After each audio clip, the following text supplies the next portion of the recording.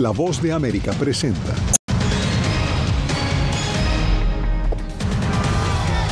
Cientos de universitarios en Estados Unidos desafían advertencia de expulsión y siguen manifestándose contra la ofensiva israelí en Gaza. Mientras tanto, el primer ministro de Israel promete ofensiva militar en Rafah, incluso si acuerda tregua con Hamás. Se reanuda el juicio por falsificación de documentos a Donald Trump en Nueva York. Y sin cargos y en libertad quedó un ranchero en Arizona acusado de matar a un migrante mexicano.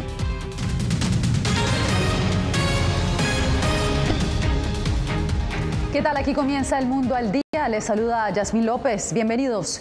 En la Universidad de Columbia, epicentro de las manifestaciones a favor de Gaza, los estudiantes desafían a las autoridades. Se negaron a desalojar el campus en el plazo previsto y ahora tomaron uno de los edificios emblemáticos de ese complejo académico. Tenemos cobertura de equipo en Nueva York con Ronen Suark y aquí en Washington con Paula Díaz. Ronen, comienzo contigo. Cuéntanos dónde te encuentras y cuál es la situación en este momento. En este momento estamos ubicados exactamente en el edificio que tú mencionabas, el Hamilton Hall. Este es el edificio emblemático de la Universidad de Columbia y ha venido un grupo a apoyar justamente lo que tiene que ver con estas protestas pro-Palestina alrededor de los Estados Unidos. Incluso hace minutos se realizaba una especie de conferencia de prensa por parte de los estudiantes y han incluso montado banderas en las terrazas de este edificio. Incluso hay algunos carteles que tienen que ver con Free Palestina. Si puedo ver un poco la cámara, les puedo mostrar, perdón la desprolijidad, pero estamos en cobertura en equipo y en vivo. Ahí están algunas de las insignias justamente de Free Palestina que han instalado en este edificio emblemático. Muchos y algunos de los estudiantes que están encabezando esta movilización han sido suspendidos por la universidad justamente por no haber acatado el ultimátum que le dieron el día de ayer. Si quieres, podemos ver un poco lo que sucedía durante toda esta jornada con justamente también la opinión de las autoridades de la Universidad de Columbia. En horas de la madrugada, los manifestantes de la Universidad de Columbia en Nueva York tomaron el edificio Hamilton Hall en otro paso más de su protesta continua pro-Palestina. La ocupación del edificio ocurrió a tan solo horas de vencerse el plazo para que los manifestantes abandonaran las tiendas de campaña. No nos dejaremos mover por estas tácticas de intimidación. Ahora pueden ver afuera que los estudiantes están movilizados. Hay cientos de ellos aquí hoy. No serán movidos. Exigimos desinversión. No seremos movidos a menos que sea por la fuerza. El ingreso de la comunidad universitaria está restringido ante la tensión que persiste por la protesta contra las acciones de Israel en la Franja de Gaza. Los manifestantes piden desinversión en Israel, transparencia en las finanzas universitarias y amnistía para los estudiantes y profesores integrantes de la protesta. Estamos viendo en todo este país a miles de personas que se solidarizan con Palestina. Esta universidad, esta ciudad, ha demostrado desde hace tiempo que están dispuestas a afrontar ese momento. Y tengo fe, sé que en última instancia vamos a lograrlo. Por su parte, las autoridades universitarias han comenzado a suspender a los manifestantes que se niegan a desalojar al campus. Además, la Universidad de Columbia ofreció invertir en salud y educación en Gaza y hacer más transparentes las inversiones directas de esta casa de estudios. A pesar de esta situación, siguen las negociaciones. Por ahora son solo las autoridades las que pueden tomar la decisión de que intervenga la policía en el interior justamente de sus instalaciones al ser un lugar privado. Por ahora no han dado esa posibilidad, por lo menos la policía no va a actuar, así que veremos en las próximas horas si hay desalojo de las instalaciones. Primero el campus y ahora el edificio más emblemático de la Universidad de Columbia. Gracias, Ronen. Manténnos informados. Y las manifestaciones se expanden a más centros educativos al acercarse el fin del año académico. Paula Díaz, hoy la policía despejó campamentos y arrestó manifestantes en varias universidades del país. ¿Qué ha sucedido aquí en Washington, D.C.? Yasmín, no hay mucha actividad policial alrededor de esta protesta y no se han realizado arrestos. Esto comparado con lo que se ha visto en otros centros educativos del país donde ya se reportan más de 1.000 personas arrestadas. Aquí se congregan más de 200 personas, escuchan oradores, cantan y lo que todos ellos piden es el fin a la guerra en Gaza. Cientos de estudiantes y profesores se mantienen acampando en más de 30 universidades de todo el país que se unieron a la Universidad Neoyorquina de Columbia. Los estudiantes piden que las universidades se separen de las empresas que impulsan esfuerzos militares de Israel en Gaza. La policía ha arrestado a cientos de personas en todo el país. La administración Biden dijo que las consecuencias para los estudiantes la determinan las instituciones. Estas son instituciones, algunas de ellas son privadas, otras públicas, y depende de sus líderes, de las universidades y de las facultades tomar esa decisión. No vamos a intervenir en eso desde aquí. Vamos a continuar diciendo que todos los estadounidenses tienen derecho a protestar pacíficamente. Al mismo tiempo, tenemos que denunciar cualquier retórica de odio que escuchemos. Las negociaciones de alto al fuego en Gaza parecen ganar fuerza, pero no está claro si estas conversaciones podrían apaciguar a los manifestantes. Mientras tanto, más personas llegan a apoyarlos. Me da un poco de esperanza, me da algo de esperanza de que los jóvenes son conscientes y fuertes y no van a ser silenciados. Policías con cascos y porras marcharon hacia el campus del norte de California la madrugada del martes y despejaron 2 edificios ocupados por manifestantes. 34 personas fueron arrestadas y en la Universidad de Yale la policía rodeó el campamento con cinta de precaución y dijo que cualquier persona dentro del área estaría sujeta a arresto y suspensión si no salía. En la Universidad de Texas en Austin, al menos 40 personas fueron arrestadas acusadas de allanamiento de morada y alteración del orden público. Bueno, y la Universidad Estatal de Portland anunció que temporalmente dejaría de recibir donaciones provenientes de la compañía Boeing, cediendo así a una de las peticiones de los estudiantes. Sin embargo, en las últimas horas, la presidenta de la universidad se vio obligada a llamar a la policía por los destrozos o daños que hicieron algunos de los manifestantes. Paula, entre tanto, en Israel, el primer ministro Benjamin Netanyahu prometió este martes lanzar una invasión contra la ciudad de Rafah en el sur de Gaza, incluso si se logra un acuerdo para el alto al fuego con Hamas. Jacobo Luzzi, en directo con nosotros, ¿qué ha dicho el gobierno estadounidense? Yasmín, el Departamento de Estado no quiso comentar precisamente sobre las palabras del primer ministro israelí, si podrían o no impactar las negociaciones entre Hamas e Israel, pero dijo que Estados Unidos se opondrá a cualquier ataque contra la ciudad de Rafah sin un plan creíble para proteger a los civiles. Al mismo tiempo, la administración Biden busca un alto al fuego y la liberación de los rehenes en un momento crucial de las negociaciones, y eso se debe a la 7ª visita del secretario Antony Blinken a Oriente Medio.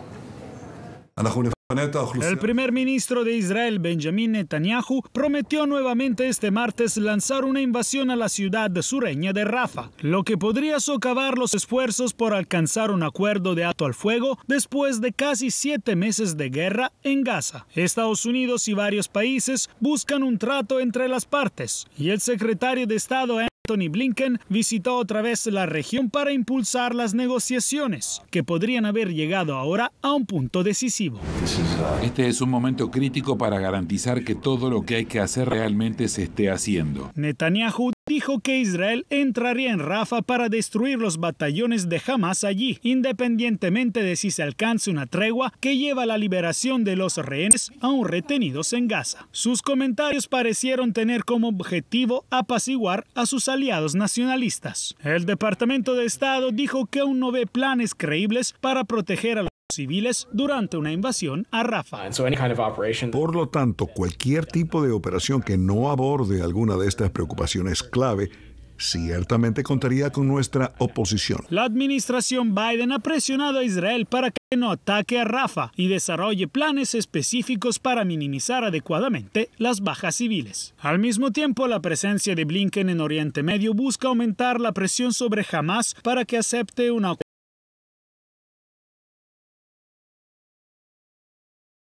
de los rehenes allí retenidos. Las conversaciones sobre un alto el fuego han estado estancadas hace semanas, pero ahora los negociadores han reducido el número de rehenes que quieren que Hamás libere durante una primera fase de una tregua, algo que puede facilitar las negociaciones. Jacopo Luzzi en directo desde el Departamento de Estado. Gracias, Jacopo. En más noticias, este martes el expresidente Donald Trump recibió una multa por desafiar la orden de silencio del juez Juan Merchan. Ángela González nos informa que el exmandatario podría ir a la cárcel si continúa comentando sobre este juicio. Avanza el juicio penal en contra de Donald Trump y al inicio de la sesión de este martes, el juez Juan Merchan lo multó con $9,000 por 9 publicaciones en contra del caso, 7 en su red social Truth Social y 2 en su página de campaña que deberá remover. El juez además le advirtió que podría ser encarcelado si continúa desafiante. Aún así, el exmandatario siguió hablando a su salida del tribunal. Todo esto es un engaño. Todos estos casos son engaños, incluidos los civiles. Están controlados por la Casa Blanca, que a su vez la controlan jueces y fiscales demócratas que fueron designados específicamente para eso. Odian a Trump y la gente lo sabe. 3 testigos más rindieron su declaración. El exbanquero de Michael Cohen, Gary Farrell, el jefe de archivos de C-SPAN, Robert Browning, y Keith Johnson, el abogado de la actriz de películas para adultos Stormy Daniels y la exmodelo de Playboy Karen McDougal. La fiscalía quiso alegar cómo se creó una compañía express para hacerles los pagos para acallar sus supuestas aventuras con Donald Trump, lo que habría constituido el fraude fiscal y violación a las leyes de campaña estatales. Afuera del tribunal, algunos simpatizantes republicanos llegaron para apoyarlo. No ataque de izquierda, de derecha, norte y sur. El juez Juan Merchan también autorizó a Trump a que asista a la graduación de su hijo Barron en Florida el 17 de mayo, por lo que ese día no habrá sesión. Y esta fue la primera vez que un miembro de su familia, su hijo Eric Trump, lo acompañó al tribunal. Pese a que al inicio el juez Juan Merchan dijo que el juicio podría durar 2 meses, no descarta extenderlo. Ángela González, Voz de América, Nueva York.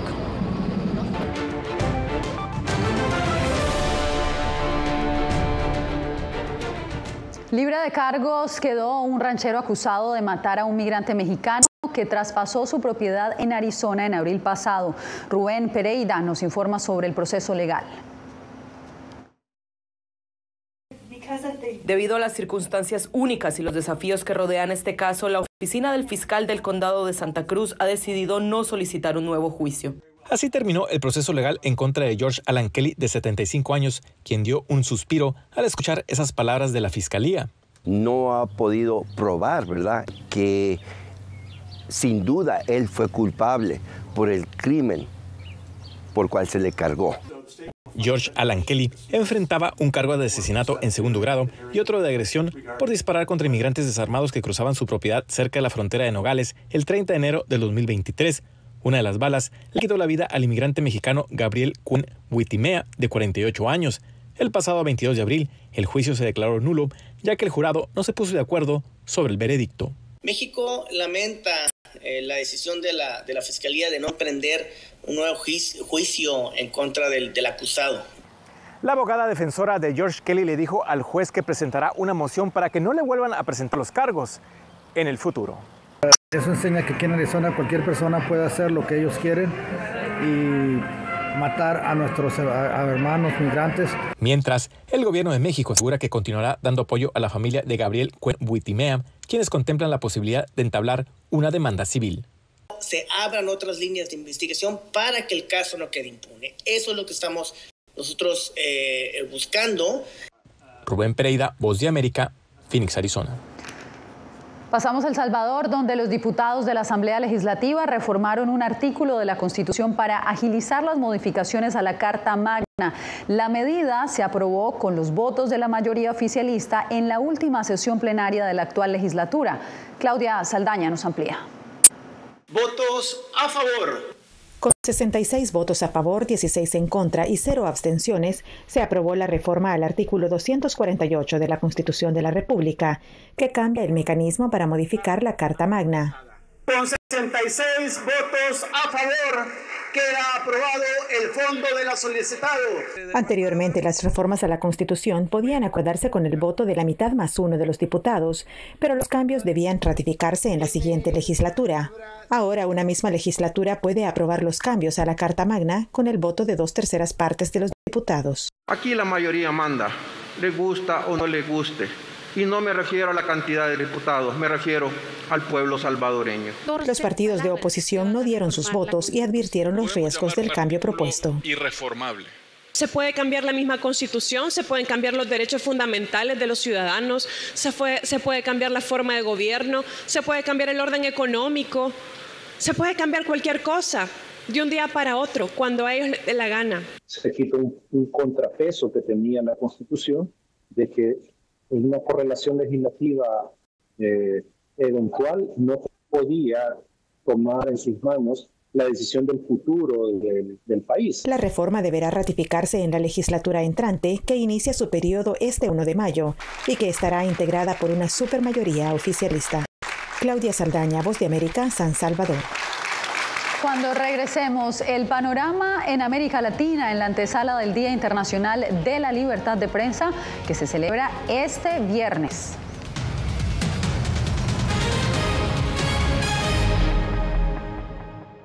Soy Eugenia Sagastume, corresponsal de La Voz de América en Guatemala. En el epicentro de los grandes retos, los sucesos locales desde mi país impactan a todas las naciones de la región. Con diversidad de perspectivas, acercamos a nuestras audiencias a situaciones tan complejas como la masiva migración, el crimen organizado transnacional y la situación política y social de Guatemala. En un lenguaje simple, con precisión, te conectamos con la realidad de todo el hemisferio, porque en La Voz de América, la prensa libre importa.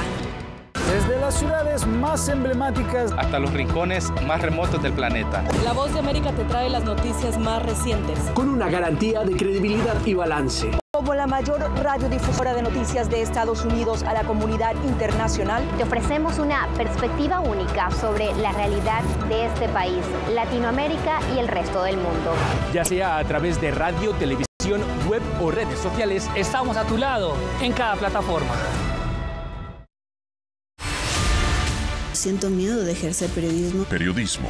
La prensa libre importa. Una coproducción de La Voz de América y Teleamazonas. Siento miedo de decir que soy periodista. Disponible en vozdeamerica.com. Una madre rusa busca desesperadamente a su hijo desaparecido en territorio ucraniano durante la guerra. Las autoridades militares y el presidente de su país no han respondido a sus reclamos. ¿Su última esperanza? Ir a Ucrania y encontrarlo ella misma. Mam, все будет хорошо, я тебя люблю. La búsqueda de Olga. Все будет хорошо. Давай. Disponible en todas las plataformas de La Voz de América. Hay un dicho sobre Chile. Periodismo. La prensa libre importa. Una coproducción de La Voz de América y Mega Noticias. En Chile hay libertad de expresión, pero que no hay donde expresarla. Disponible en vozdeamerica.com.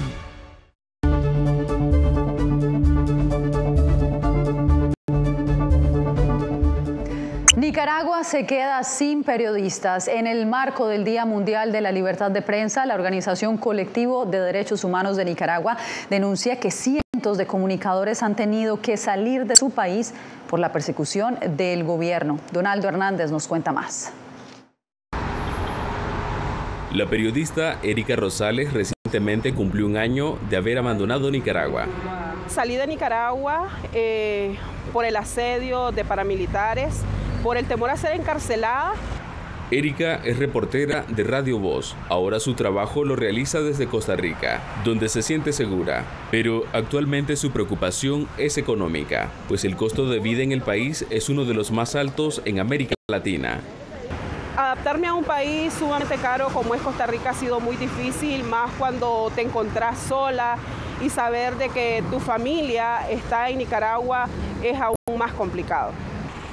No es la única que ha tenido que abandonar el país. La Organización Colectivo de Derechos Humanos Nicaragua Nunca Más, este mes de abril publicó un informe que indica que más de 250 periodistas han abandonado Nicaragua.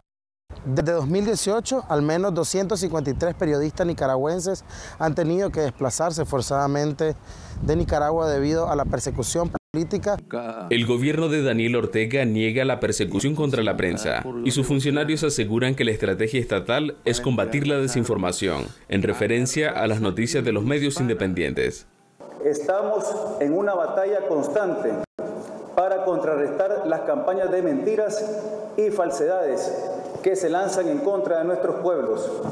Las organizaciones de periodistas denuncian que además del exilio masivo de comunicadores, el Estado ha cerrado 56 medios de comunicación.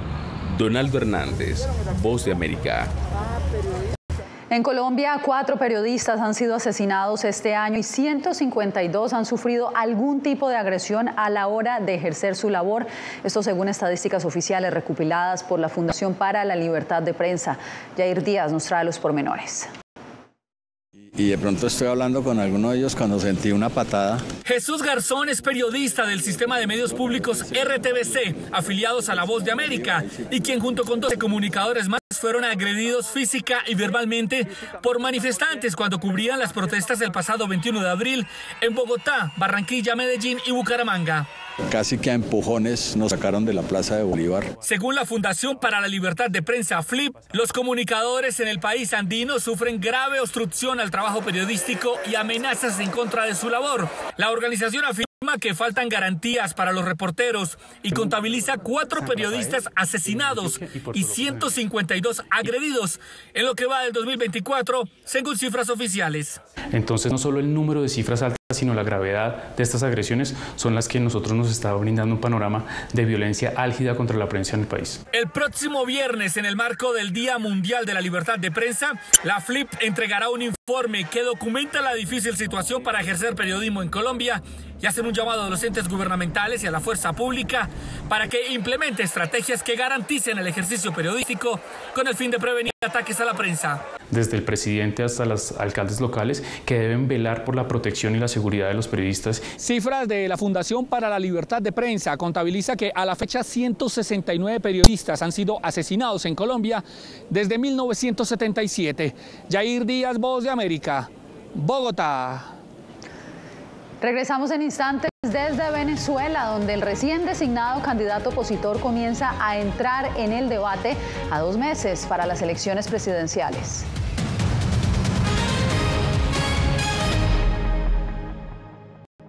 Soy Gonzalo Abarca, presentador de La Voz de América. Cada semana, desde nuestro programa Foro, programa de análisis y debate, vamos más allá de la noticia, con los temas.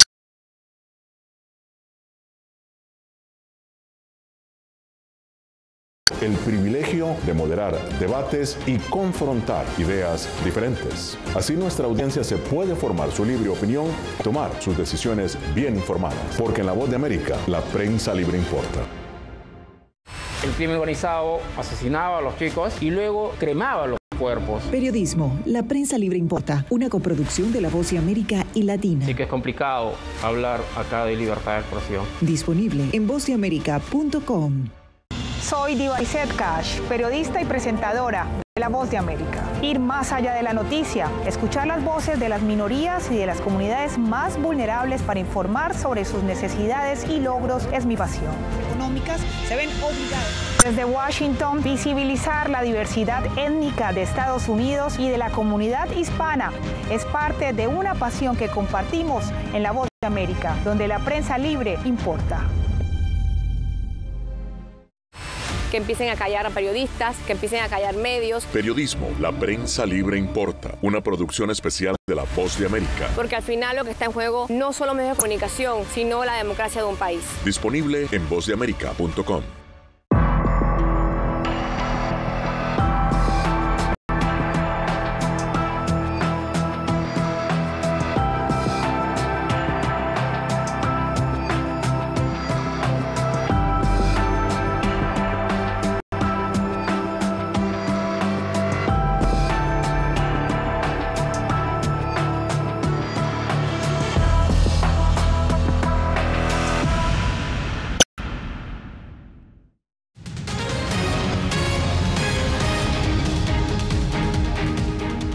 Haití escogió a un nuevo primer ministro de transición este martes. Se trata del exministro de Deportes Fritz Bellicer, quien reemplaza a Michael Patrick Bober, exministro de Economía y Finanzas y actual primer ministro interino.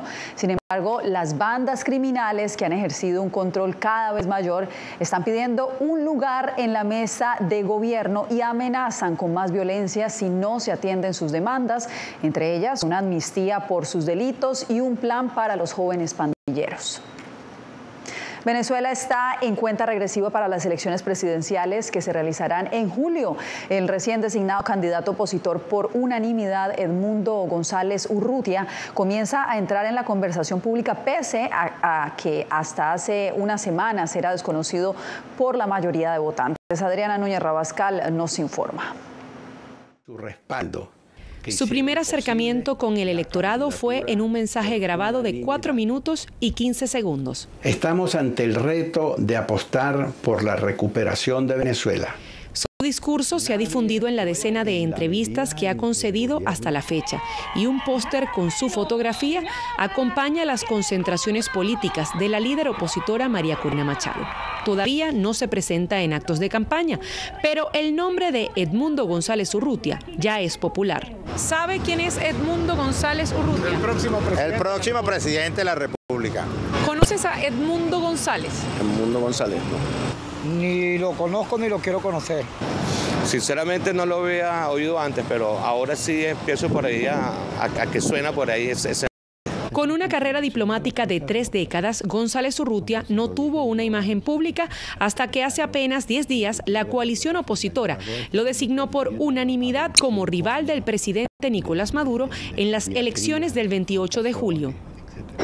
Lo que estamos evaluando con la figura de Edmundo González es que de pasar a ser un perfecto desconocido para la opinión pública y para los ciudadanos venezolanos, en un lapso muy corto de tiempo, cerca de 3 semanas, logró que la mitad del país conociera efectivamente quién es. Maduro, por su parte, ha denunciado que debe mantener en secreto la agenda de movilizaciones por amenazas contra su vida. Yo me tengo que cuidar, ustedes me tienen que cuidar. Los últimos sondeos le dan al actual mandatario una intención de voto de entre 18 y 20%, mientras que la figura de un opositor que se ha respaldado por Machado supera el 50% de apoyo. Adriana Núñez Rabascal, Voz de América, Caracas. Hacemos una breve pausa, pero usted no se mueva, regresamos en instantes. Soy Verónica Villafañe, corresponsal para La Voz de América en Los Ángeles. La Voz de América me ha dado el espacio para contar las historias de personas excepcionales y continuar informando sobre las noticias más importantes y relevantes para nuestra audiencia, presentando los hechos de forma imparcial y con fuentes confiables, principios fundamentales del periodismo. Por eso valoro trabajar con La Voz de América, donde la prensa libre importa. Actualidad. Que la inteligencia artificial va a estar presente en nuestro día a día. Intentan sacarse de encima a trabajadores. Análisis. El cambio climático está teniendo muchísimos impactos que afecta siempre a los más vulnerables. La región necesita ayuda. Debate. Proteger a las escuelas con armamentos. Es una total ridiculez, es algo inverosímil. Con la información más allá de los titulares. Todas las semanas por La Voz de América. Desde Washington, le saluda Gonzalo Abarca. Soy Claudia Saldaña, corresponsal de La Voz de América en El Salvador. Ejercer el periodismo es un desafío que crece constantemente frente a la complejidad del escenario político de mi país. Presentar todas las voces, todos los ángulos y el contexto nos permite ofrecer a ustedes, nuestras audiencias, un panorama más completo de nuestra realidad. La imparcialidad está en el ADN de la VOA y me siento orgullosa de ser parte de este gran equipo de profesionales que demostramos cada día por qué la prensa libre importa. Poder ser la voz de la denuncia de tantas personas que sienten fuertemente vulnerados sus derechos. Una de las patas que sostiene la democracia debe ser la libertad de prensa. Periodismo, la prensa libre importa. Una coproducción de La Voz de América con nuestras afiliadas en la región. ¿Cómo garantizar que las voces lleguen a quien tienen que llegar? Impunidad, indolencia de la justicia son nuestros principales enemigos. Disponible en vozdeamerica.com.